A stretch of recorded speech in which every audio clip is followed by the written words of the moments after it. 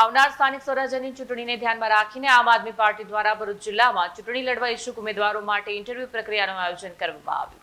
આવનાર સ્થાનિક સ્વરાજ્યની ચૂંટણીને ધ્યાનમાં રાખીને આમ આદમી પાર્ટી દ્વારા ભરૂચ જિલ્લામાં ચૂંટણી લડવા ઈચ્છુક ઉમેદવારો માટે ઇન્ટરવ્યૂ પ્રક્રિયાનું આયોજન કરવામાં આવ્યું। આ ઇન્ટરવ્યૂ પ્રક્રિયા ભરૂચ ખાતે આવેલા કોરોના હોટલ ખાતે યોજાઈ।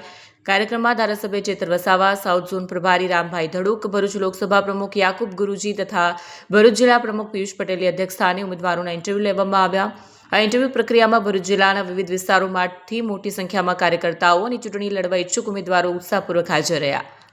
આ પ્રસંગે આગેવાનો દ્વારા જણાવાયું હતું કે આમ આદમી પાર્ટી ભરૂચ જિલ્લામાં તમામ સીટો પર મજબૂત રીતે ચૂંટણી લડવા માટે પ્રતિબદ્ધ છે અને યોગ્ય નિષ્ઠાવાન તથા જનસેવામાં સમર્પિત ઉમેદવારોને તક આપવામાં આવશે।